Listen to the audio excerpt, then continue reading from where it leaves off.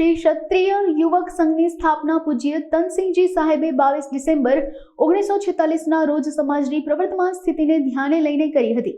સંસ્કાર નિર્માણ, વ્યક્તિ નિર્માણ, સમાજ નિર્માણ અને રાષ્ટ્ર નિર્માણનું કાર્ય કરવા સંસ્થાની સ્થાપના કરવામાં આવી હતી. જામકંડોરણા ખાતે 22 ડિસેમ્બર 2024ના રોજ સંસ્થાના 79માં સ્થાપના દિવસની ઉજવણી કરવામાં આવશે.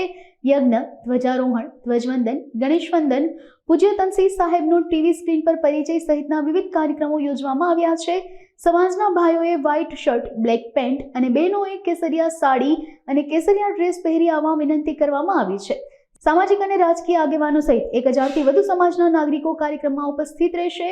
આ અંગે વધુ વિગત અબ તક મીડિયાની મુલાકાતે આવેલા સંઘના સભ્યોએ વધુ માહિતી પૂરી પાડી હતી. ચંદ્રસિંહ રોજિયા, શ્રી ક્ષત્રિય યુવક સંઘ આજે સમાજની અંદર 78 વર્ષથી કામ કરે છે. એના અનુસંધાને જામકંડોરણા તાલુકાની અંદર રાજકોટ જિલ્લાના તમામ જે સંઘ સાથે જોડાયેલા અને સમાજ સાથે જોડાયેલા બધા જ મહાનુભાવો આવશે.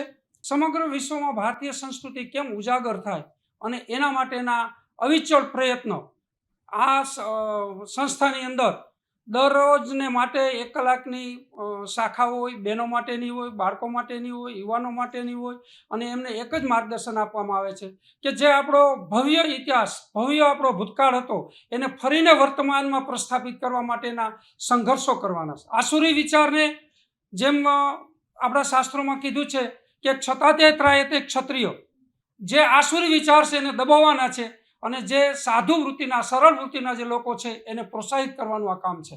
એટલા માટે પૂજ્ય તનસિંહ સાહેબે આ કાર્યની સ્થાપના આઝાદી પહેલા 1946માં 22 ડિસેમ્બરે કરી છે. 1000થી 1200 લોકો ઉપસ્થિત રહેશે. સમાજને એક જ અપીલ કરવાની છે કે આપણી જવાબદારી છે આ રાષ્ટ્ર માટેની.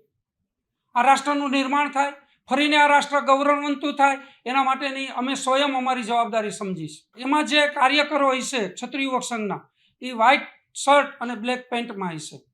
બાકીના બધા જ ને જેમ આવવું હોય મહાનુભાવો ગમે તે રીતે આવે બધા જ ને. બહેનો માટે કેસરિયા સાડી હોય અને જો દીકરી બાવો હોય તો કેસરિયા ડ્રેસ પહેરે. અને સંદેશો એ આપવાનો છે કે વધારેમાં વધારે લોકો આવે. અને આખા ગુજરાતની અંદર, આખા ભારતની અંદર જ્યાં આ કાર્ય ચાલે છે ત્યાં આ રીતના કાર્યક્રમો થાય જ છે. બધે જ 22 ડિસેમ્બરે થશે. આપણે રાજકોટ જિલ્લાનું કંડોરણા રાખ્યું છે.